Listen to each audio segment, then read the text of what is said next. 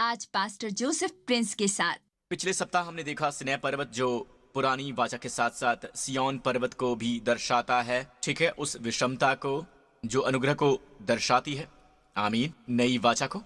और हमने पिछले सप्ताह वो आमीन भविष्यवाणी वाली बातचीत देखी। वो सिय्योन पर्वत पर थी जहां परमेश्वर कहते हैं कि वो जवनार करेंगे। दोबारा उस वचन को देखते हैं। और इसी पर्वत पर, वो कौन सा पर्वत है?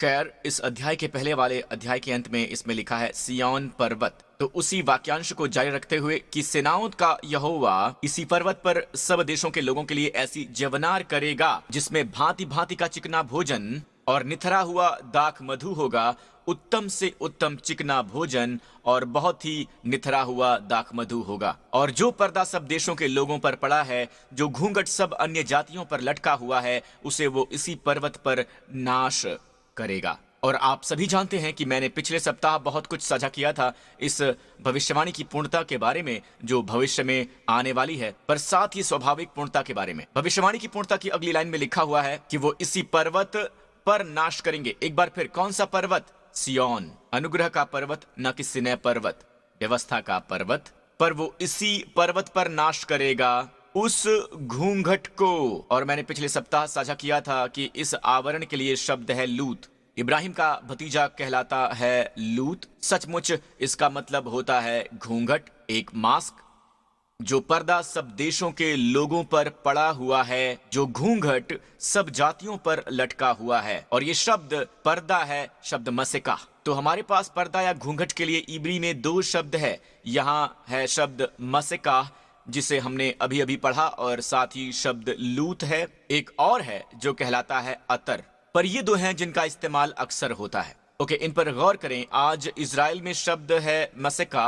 अगर आप इनसे पूछें कि ये क्या है, आप इब्री में मास्क को क्या कहते हैं, ठीक है, तो वो आपसे कहेंगे मसेका। ओके, तो दूसरे शब्दों में वचन 7 आपको बताता है कि परमेश्वर इसी पर्वत पर नाश करेंगे सभी देशों के लोगों के चेहरे पर पड़े हुए पर्दे को, उस घूंघट को जो अन्य जातियों पर लटके हुए हैं। हमने कभी नहीं देखी ऐसी घटना जहां दुनिया के सभी देश के लोग मास्क लगाए हुए हैं इस पीढ़ी में। तो एक नेचुरल एप्लीकेशन है ये। परमेश्वर की स्तुति हो। वो कहते हैं कि वो नाश करेंगे। कहां? सिय्योन पर्वत पर। दूसरे शब्दों में, हमें परमेश्वर के अनुग्रह का प्रचार करना होगा। हमें सिय्योन पर्वत से प्रचार करना होगा। आमीन। और परमेश्वर नाश करेंगे। ये हमारे नाश करने के लिए नहीं है, परमेश्वर नाश करेंगे।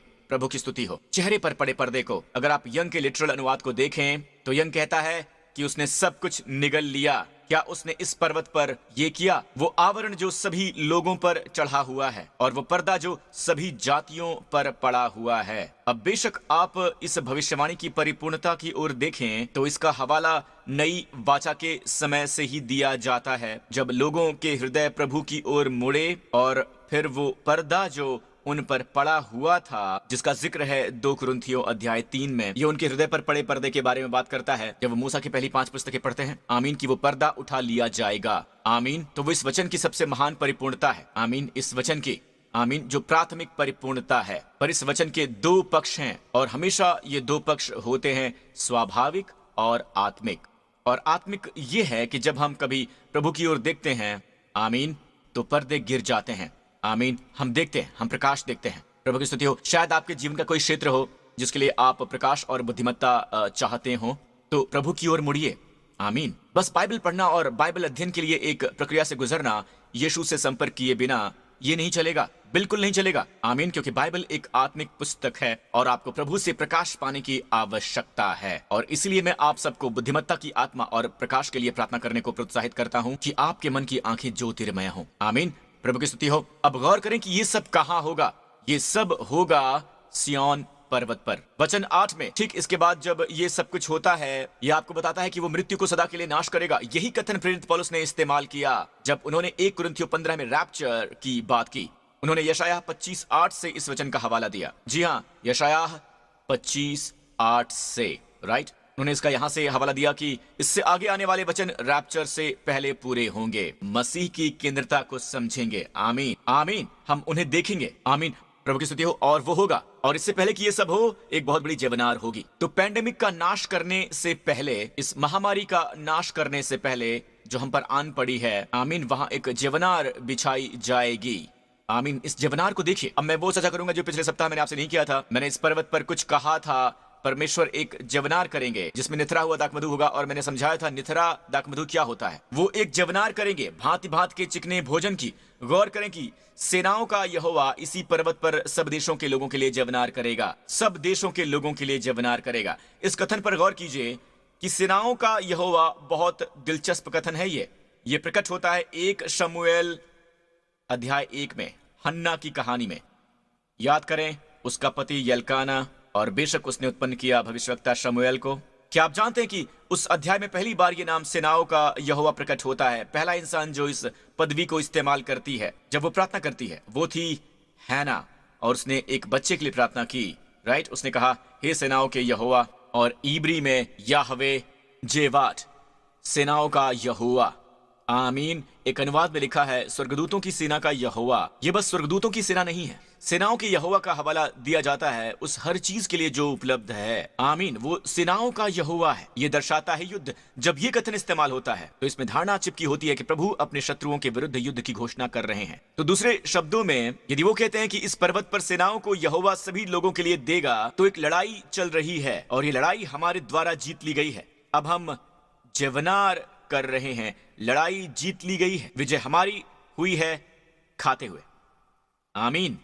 परमेश्वर एक जवनार देंगे और हम खाएंगे, और सेनाओं का यहोवा सभी लोगों के लिए एक जवनार देगा भांति भांति के चिकने भोजन से। यह शब्द भांति भांति का चिकना भोजन इब्री में है शेमैन, जहां आपको मिलता है गेट शेमैन और गेट मी सप्रेस। शेमैन है तेल, ऑयल प्रेस है गेत्सेमनी। यरूशलेम में एक बाग है जो कहलाता है गेत्सेमनी। आमीन। जैतून की पहाड़ी के बिल्कुल तल पर, ठीक है, जहां यीशु अपने दुख से गुजरे, ठीक है, उनका पसीना लहू में बह निकला, और वही है ये oil press. Okay, get press शेमैन ऑयल।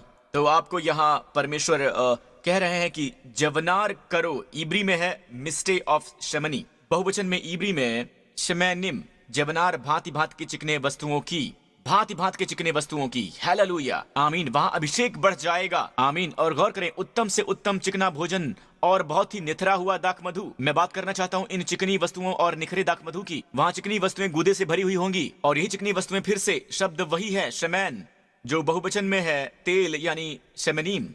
ऑलराइट, और गूदे से भरी हुई शेमनीम।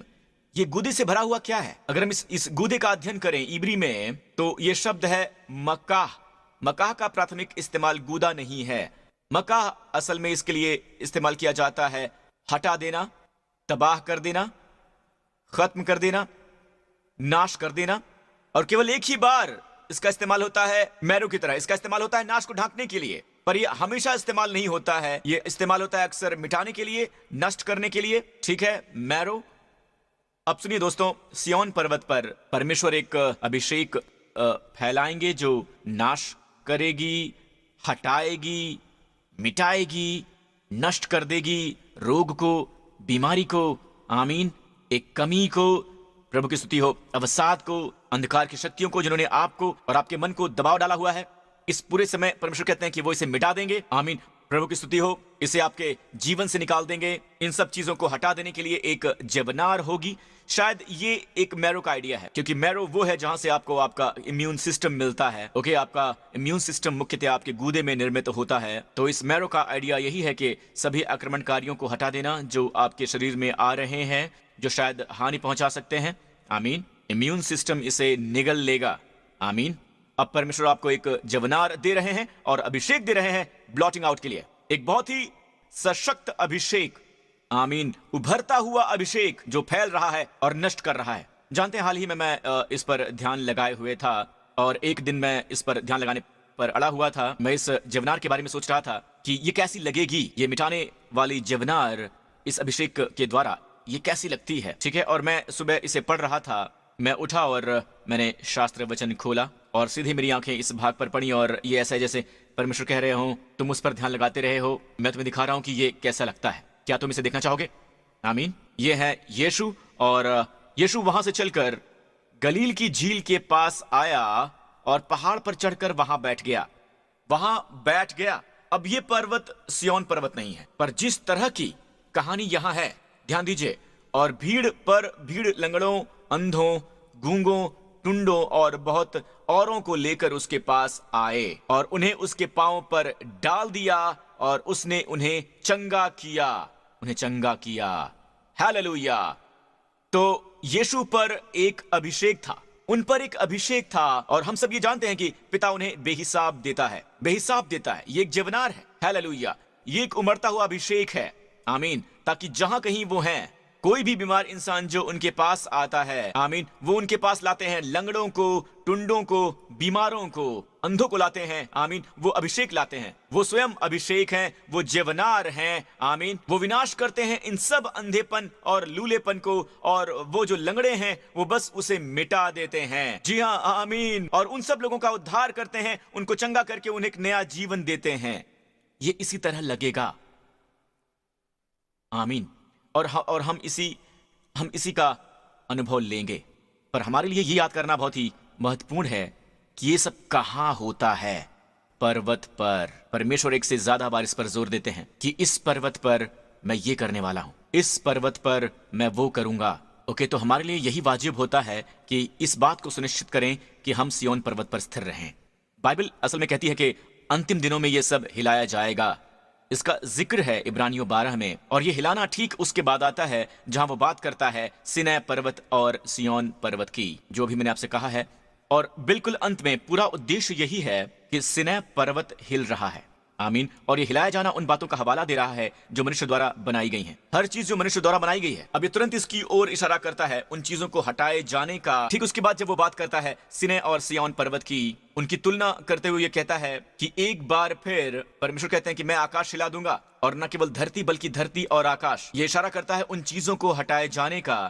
वो वस्तुएं जो हिलाई जा रही हैं, उनके मुकाबले जो चीजें बनाई गई हैं, वो चीजें जो हिलाई नहीं जा सकती, परमेश्वर द्वारा निर्मित वस्तुएं अटल रहेंगी। आमीन। और इसलिए इस वक्त ये हिलाना चल रहा है पूरी दुनिया भर में। पूरी दुनिया भर में हर चीज जो हिलाई जा सकती है हिलाई जा रही है। आमीन। चाहे कारोबार हो या वाणिज्य के क्षेत्र हो, जिस तरह हम अपने आर्थिक नीतियां इस संसार में अपनाते हैं, और वो सब बदल जाएगा। सब कुछ बदल गया है, यहां तक कि मनोरंजन भी बदल गया है। कुछ पूरी तरह से बदल गया है। मनोरंजन का तरीका बदल गया है। वो स्टेडियम जहां पर आप अक्सर जाया करते थे, वो हर एक चीज हिला दी गई है। वो हर एक विभाग हिला दिया गया है। क्यों? इसलिए कि वो वस्तुएं जो हिलाई नहीं जा सकती हैं वो अटल बनी रहें। मतलब ये नहीं कि स्पोर्ट्स नहीं होंगे, फाइनेंस नहीं होंगे, आप बस उनका हवाला देते हैं। आपने अभी भी इसका उल्लेख किया है। आमीन। परमेश्वर के राज्य पर आप हिलाए नहीं जाएंगे। आमीन। पर जो भी मनुष्यों द्वारा बनाया गया है वो हिलाया जाएगा। जिस पर भी इंसान अपना भरोसा डालता है वो हिलाया जाएगा। तो वो वस्तु जो परमेश्वर की है उसे हिलाया नहीं जा सकता है, वो अटल रहेगी। प्रभु की स्तुति हो। तो इस हिलाने पर एक आशा है। वो सब चीजें जब ये सब हिलाया जाना बंद होगा, वो चीजें जो परमेश्वर की हैं अटल रहेंगी, मजबूत रहेंगी। हालेलुया। और अगला वचन हमें बताता है, इसीलिए इस हिलाए जाने के कारण वो चीजें जो हिलाई नहीं जा सकती हैं वो स्थिर रहेंगी। इस कारण हम इस राज्य को पाकर जो हिलने का नहीं, तो गौर करें कि हम क्या रखें। चलिए हम रखें पवित्रता। हम पवित्रता रखते हैं? नहीं।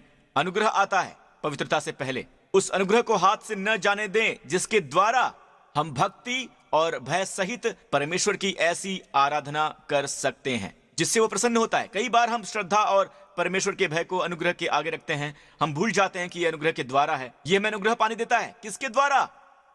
किसके द्वारा हम अनुग्रह पाएं? जिसके द्वारा हम भक्ति और भय सहित परमेश्वर की ऐसी आराधना कर सकते हैं जिससे वो प्रसन्न होता है। आमीन। ये स्थापित हो जाना चाहिए। अनुग्रह सबसे पहले आना चाहिए। अगर हम बस भक्ति और परमेश्वरीय भय पर फोकस करेंगे और पवित्रता के बारे में सोचेंगे, तो हम शायद ये बातें करने लगे गुलामी का भाव रखकर, वही चीज जिसके बारे में बाइबल में लिखा है कि जिससे हमने छुटकारा पाया। क्योंकि तुमको दासत्व की आत्मा नहीं मिली, फिर भी भयभीत हो, परंतु लोकापन की आत्मा मिली है। बस इस पर फोकस करके लेपालक का आत्मा नहीं मिलता है। लेपालक का आत्मा अनुग्रह से मिलता है। आमीन। और भय सहित, आमीन, और भय सहित परमेश्वर की ऐसी आराधना कर सकते हैं जिससे वो प्रसन्न होता है। परमेश्वरीय भय। आमीन। तो वहां अनुग्रह का होना आवश्यक है। हम ऐसे राज्य को पा रहे हैं जो हिलाया नहीं जा सकता। आमीन। अब भविष्यवक्ता एलिय्याह, जो पुराने नियम के सबसे महान भविष्यवक्ताओं में से एक हैं, बाइबल में लिखा है कि एक महान विजय के बाद आप जानते हैं कि वो कितना अवसाद में थे, क्योंकि इजाबेल कहती है कि वो उसे मार डालने वाली है, और वो अपनी जान बचाकर भागा। लेकिन वो भाग कर कहां गया? कहां भाग कर गया? वो भाग कर गया दूर सिनै पर्वत पर। होरेब पर्वत, ये वही पर्वत है। वो सिनै पर्वत पर गया और सिनै पर्वत पर बाइबल में लिखा है, परमेश्वर उसके पास आए और यह है जो परमेश्वर ने उससे पूछा।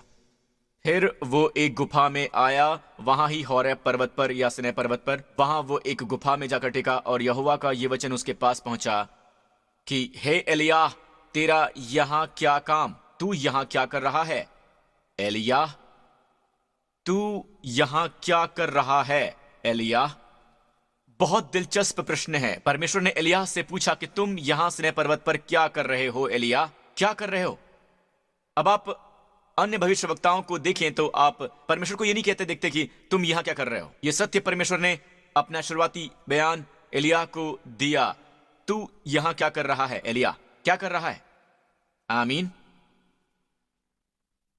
यहां कुछ है जो एलियाह को वापस जवाब देने पर मजबूर करता है, जिससे शायद परमेश्वर संतुष्ट हों, पर किसी भी तरह एलियाह परमेश्वर के सामने इस पर बहाना नहीं बना सकता है। आमीन। पर अपने पस्त हौसले के कारण वो वापस सिनै पर्वत पर गया। यहां सीखने के लिए कुछ है। जब कभी भी हम पस्त हौसला होते हैं, जब कभी भी हम अवसाद महसूस करते हैं, तो हम में ये प्रवृत्ति होती है कि कानून का सहारा लें। अपने इंसानी प्रयास पर आश्रित होना बहुत प्रबल होता है। तुम यहां क्या कर रहे हो? तुम क्या कर रहे हो? फिर से अपने प्रयासों पर भरोसा करके। आमीन। मुझे एक परमेश्वर के रूप में देखकर जो मांग रहा है, बजाय उस परमेश्वर के जो आपूर्ति कर रहा है। तुम यहां पर क्या कर रहे हो? एलियाह। मेरा मानना है परमेश्वर आपसे भी यही प्रश्न पूछ रहा है। तुम यहां क्या कर रहे हो? तुम मुझे उस पिता के रूप में क्यों देखते हो जो तुमसे मांग रहा है, जबकि वो तुम्हारी मदद नहीं कर रहा है? तुम मुझे इस दृष्टि से आखिर क्यों देख रहे हो? आमीन। याद करो तोड़ों का दृष्टांत, और उनमें से एक ने वो तोड़ा दबा दिया। ऑलराइट, हुनर हमारी वरदान की ये धारणा नहीं है। आमीन। इस लड़के में स्पोर्ट्स का हुनर है। नहीं, तुम में वो हुनर नहीं है। हुनर तो हुनर है, लेकिन तोड़ा चांदी का सिक्का है, सोने का सिक्का पैसा होता है। ओके, उसने उसको जमीन में दबा दिया। और जब प्रभु ने जवाबदेही मांगी, मैं जानता हूं तुम बहुत कठोर मनुष्य हो, मैं जानता हूं तुम एक कठोर मनुष्य हो। गौर करें कि प्रभु के प्रति आपकी धारणा एक अच्छा भंडारी होने से रोकेगी और उसकी सेवा नहीं करेगी। उसे छुपा देना जो उन्होंने आपको दिया है। आमीन। यहां तक कि स्वयं को उनसे छुपा देना। आमीन। तो हर बार जब कोई उस गुलामी की आत्मा के साथ आता है, या कानूनी आत्मा के साथ, पुरानी आत्मा की वाचा के साथ, हमें पुरानी वाचा की आत्मा नहीं होनी चाहिए। जब कभी वो परमेश्वर के पास आए, उनमें ये भय था। वो परमेश्वर की ओर मांग करने वाले के रूप में देखते हैं, उस जमीन की ओर देखते हैं, और वो सब पवित्र जमीन पर हैं।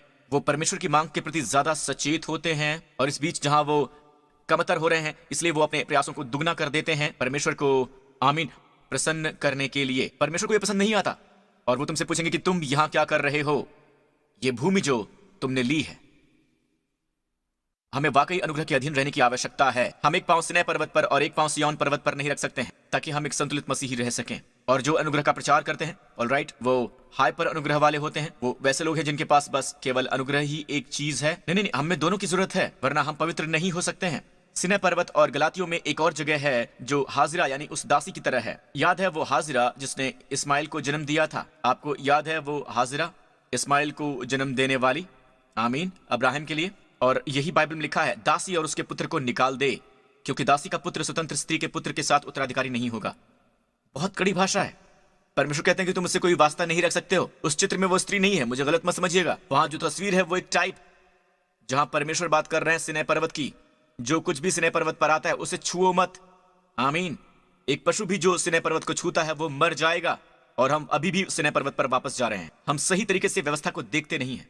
हम सोचते हैं कि व्यवस्था में ये क्षमता है, हम इसे मैनेज कर सकते हैं, हम इससे निपट सकते हैं। नहीं, हम नहीं कर सकते हैं। इसलिए हमें जरूरत होती है एक उद्धारकर्ता की। व्यवस्था दी गई है, हर एक मुंह को बंद किया जाए और सारा संसार परमेश्वर के दंड के योग्य ठहरे। पर वो पवित्र जो अनुग्रह के अधीन है वो कहीं महान है। यह सच है कि सच्ची पवित्रता असली पवित्रता है। आत्मा का फल जिसमें है आत्मनियंत्रण, और आत्मनियंत्रण है वो फल। हालेलुया, हालेलुया, यीशु के नाम की स्तुति हो। तो अनुग्रह के अधीन रहना हमारे लिए बहुत ही महत्वपूर्ण है। आमीन, यीशु के नाम की स्तुति हो। अगर आपने कभी उद्धार नहीं पाया तो एक बहुत बड़ा अवसर है आपके लिए। आमीन। इसी समय ये प्रार्थना कीजिए और कहिए, मुझे वो उद्धार चाहिए। मैं ये जानना चाहता हूं कि मेरे सारे पाप क्षमा हुए। मैं परमेश्वर के अनुग्रह के अधीन रहना चाहता हूं। आमीन। मैं जानना चाहता हूं कि अब से परमेश्वर का रुख मेरी ओर होगा, एक बिना शर्त अनुग्रह के अनंत प्रेम में।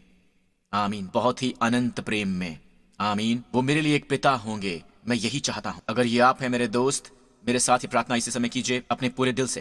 कहिए, हे स्वर्गीय पिता, मैं आपका धन्यवाद करता हूँ, आपने मेरे पापों के लिए यीशु मसीह को क्रूस पर मरने के लिए भेजा, और धन्यवाद कि आपने उन्हें मुर्दों में से जिला दिया। हे पिता, यीशु मसीह मेरा प्रभु और मेरा उद्धार करता है, और मैं आपका धन्यवाद करता हूं कि मेरे सारे पाप उसके लहू द्वारा हटा दिए गए। मैं आपका धन्यवाद करता हूं कि अब मैं आपकी संतान हूं, आप मेरे पिता हैं। मैं अनुग्रह की भूमि पर खड़ा हूं, कृपा की भूमि पर, कृपा जिसका मैं हकदार नहीं हूं, पर फिर भी ये मुझे प्राप्त होती है। हालेलुया। धन्यवाद हे पिता, आपका रुख हमेशा मेरे लिए यही है कि आप मुझ पर हमेशा अनुग्रह और कृपा बनाए रखते हैं, और इसलिए अब से मैं जहां कहीं भी जाऊंगा, हे प्रभु, मैं अपेक्षा करता हूं कि अपने जीवन पर आपके अनुग्रह के असर को देखता रहूंगा। धन्यवाद पिता परमेश्वर, यीशु के नाम पर, आमीन। हो हालेलुया। धन्यवाद यीशु। सो अब हम विश्वास से धर्मी ठहरे तो अपने प्रभु यीशु मसीह के द्वारा परमेश्वर के साथ मेल रखें। विश्वास का अनुग्रह जिसमें हम बने हैं, हमारी पहुंच भी है, और जिस अनुग्रह की भूमि पर हम सब खड़े हुए हैं, परमेश्वर के अनुग्रह की भूमि पर, वो अनुग्रह जो आपके कर्मों द्वारा नहीं पाया जा सकता है, पर फिर भी आप उस जमीन पर हैं यीशु मसीह के द्वारा एक उपहार पाए जाने के रूप में। आमीन। यीशु के नाम की स्तुति हो। दोस्तों, परमेश्वर के परिवार में आपका स्वागत है। कलीसिया, अपने पांव पर खड़े हो जाएं। मेरा मानना है आप ये कर सकते हैं अगर आप इसे घर से देख रहे हैं। आमीन। और हमारी कोशिश होनी चाहिए कि हम इसे मिलकर देखें, अगर हम एक परिवार के रूप में, या कम से कम घर पर इसे देख सकें जहां आपका ध्यान भटक ना सके। आमीन। धन्यवाद church, her Sunday tune in करने के लिए, स्वयं को हमेशा परमेश्वर के वचन में रखने के लिए, और वो भी ये जानते हुए कि परमेश्वर का वचन ही है जो आपके जीवन के हर क्षेत्र में आपको समृद्धि देगा। प्रभु की स्तुति हो। अब आने वाले सप्ताह परमेश्वर आपको आशीष दें, आपको सलामत रखें, अपना मुखमंडल आप पर चमकाएं और आप पर अनुग्रह करें। परमेश्वर अपना मुखमंडल आप पर नाजिल करें और आपको और आपके प्रियजनों को प्रदान करें अपना शालोम, शांति, सुख, शांति और परिपूर्णता, प्रभु यीशु मसीह के नाम पर। आमीन। आमीन। आपसे फिर मिलूंगा। प्रभु आपको आशीष दें।